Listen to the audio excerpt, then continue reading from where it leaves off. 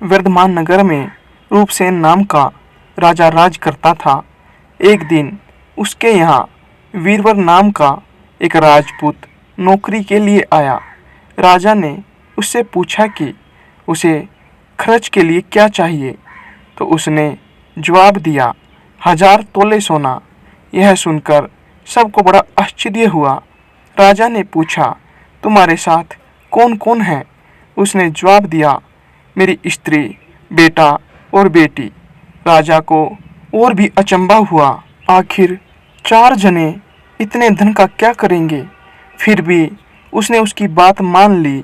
उस दिन से वीरवर रोज 1000 तोले सोना भंडारी से लेकर अपने घर आता।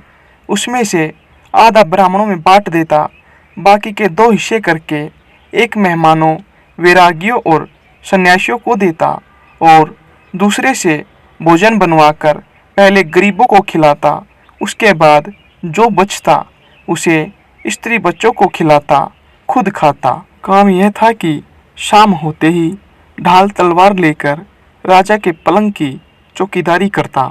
राजा को जब कभी रात को जरूरत होती वह हाजिर रहता।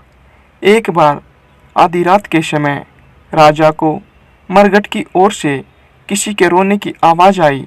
उसने वीरवर को पुकारा तो वह आ गया। राजा ने कहा, जाओ पता लगाकर आओ कि इतनी रात गए यह कौन रो रहा है और क्यों रो रहा है। वीरवर तत्काल वहाँ से चल दिया।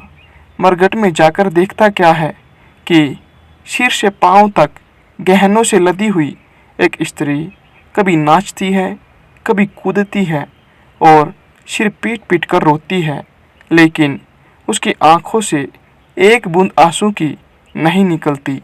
वीरवर ने पूछा, तुम कौन हो, क्यों रोती हो? उसने कहा, मैं राजलक्ष्मी हूँ।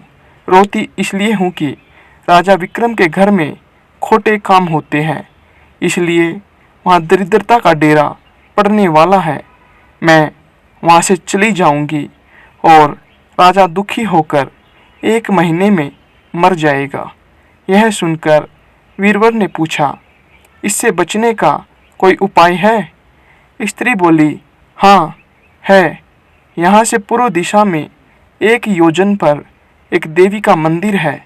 अगर तुम उस देवी पर अपने बेटे का शीश चढ़ा दो तो विपदा टल सकती है। फिर राजा 100 बरस तक बेखटके राज करेगा। वीरवर घर आया और अपनी स्त्री को जगाकर सब हाल कहा। स्त्री ने बेटे को जगाया। बेटी भी जाग पड़ी। जब बालक ने बात सुनी तो वह खुश होकर बोला, आप मेरा शीश काटकर जरूर चढ़ा दे। एक तो आपकी आज्ञा, दूसरा स्वामी का काम, तीसरा यह दे देवता पर चढ़े। इससे बढ़कर बात और क्या होगी? आप जल्दी करें। वीरवर ने अपनी स्त्री से कहा, अब तुम बताओ। स्त्री बोली, स्त्री धर्म पति की सेवा करने में है। निदान चारों जने देवी के मंदिर में पहुँचे। वीरवर ने हाथ जोड़कर कहा, हे देवी, मैं अपने बेटे की बलि देता हूँ। मेरे राजा की 100 बरस की उम्र हो। इतना कहकर उसने इतने जोर से खांडा मारा कि लड़के का शीश धड़ से अलग हो गया। भाई का यह हाल देखकर बहन ने भी खांडे से अपना सिर अलग कर डाला। बेटा बेटी चले गए तो दुखी माँ ने भी उन्हीं का रास्ता पकड़ा और अपनी गर्दन काट दी। वीरवर ने सोचा कि घर में कोई नहीं रहा, तब मैं जीकर क्या करूँगा। उसने भी अपना सिर काट डाला। राजा को जब यह मालूम हुआ तो वह वहाँ आया। उसे बड़ा दुख हुआ कि उसके लिए 4 प्राणियों की जान चली गई। वह सोचने लगा कि ऐसा राज करने से धिक्कार है। यह सोच उसने तलवार उठा ली और जैसे ही अपना सिर काटने को हुआ कि देवी ने प्रकट होकर उसका हाथ पकड़ लिया। बोली, राजन, मैं तेरे साहस से प्रसन्न हूँ। तू जो वर मांगेगा वह दूंगी। राजा ने कहा, देवी, तुम प्रसन्न हो तो इन चारों को जिंदा कर दो।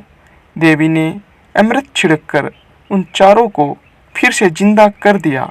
इतना कहकर बेताल बोला, विक्रम बताओ, सबसे ज्यादा पुण्य किसका हुआ?